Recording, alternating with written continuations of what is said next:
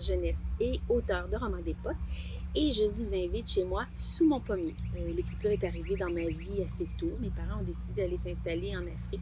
Lorsque j'avais 9 ans, nous sommes restés 4 ans. Cette expérience-là a comme teinté ma vie, teinté mes écrits aussi. J'ai toujours, après ça, inséré des personnages d'autres nationalités, de d'autres cultures dans mes livres. Je suis auteure jeunesse, j'ai écrit beaucoup de romans jeunesse et j'ai écrit maintenant 4 séries pour adultes.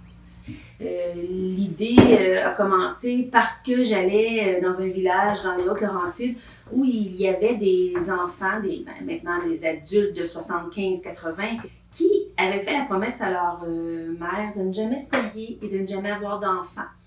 Alors moi, j'ai eu envie d'écrire La promesse des Gélinas, qui est inspirée de cette histoire. C'est une première série qui s'est vendue à beaucoup d'exemplaires, autour de 60 000, 65 000.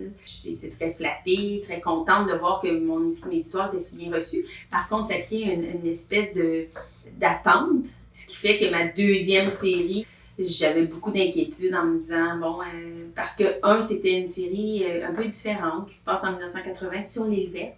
J'en suis maintenant à ma 4e série. Donc, après La promesse des Gélinas, au Champ des Marais sur l'île verte, je suis allée en Abitibi, à l'ombre de la mine. Je termine Marie-Camille qui vient de sortir, le 2e tome. Donc, Marie-Camille, c'est un personnage qui vient de La promesse des Gélinas, mais c'est 25 ans plus tard.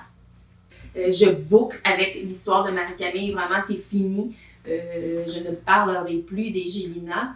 Je m'inspire beaucoup des lieux. Le village des Gélinas, c'est un village où j'allais dans les Hautes-Laurentides. L'Abitibi, mon conjoint vient de l'Abitibi. Maintenant, l'île verte, c'est l'endroit où la sœur de mon père a élevé sa famille. J'y vais chaque année. Ma prochaine série, je m'en vais en Gaspésie.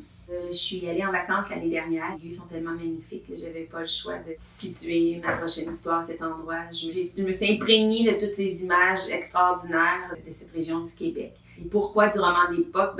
J'aime beaucoup m'imaginer vivre à ce moment-là, même si je sais très bien que je ne serais pas si emballée à l'idée d'aller à la salle de bain ou à la toilette à l'extérieur de ma maison, si j'avais pas d'électricité pour lire le soir dans mon lit. J'idéalise cette époque de 1910-1940. Je pense que ce que j'aime beaucoup, c'est de voir que les liens entre les gens, les habitants étaient beaucoup plus serrés, c'était tissé serré. On était moins nombrilistes à ce moment-là, je pense. Donc ça, c'est quelque chose qui me plaît beaucoup. Donc, le personnage que je préfère entre tous, c'est Florie. Alors, Florie Gélina.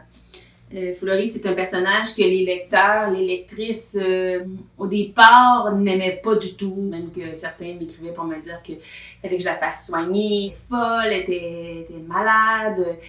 C'est une femme, Florie, qui a porté sa famille à bout de bras.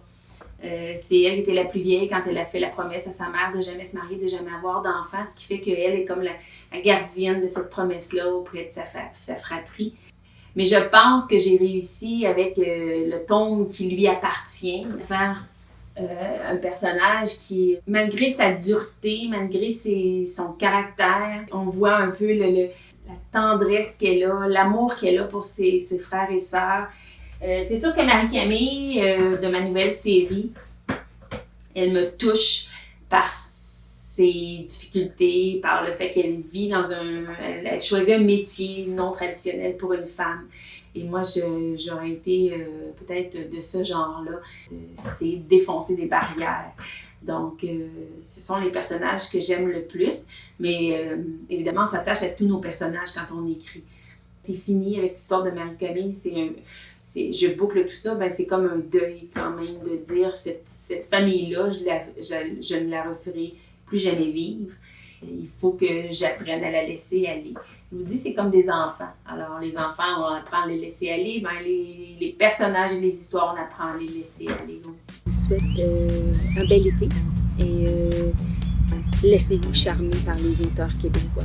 Il y en a plusieurs qui vous offrent des perles d'écriture. À bientôt.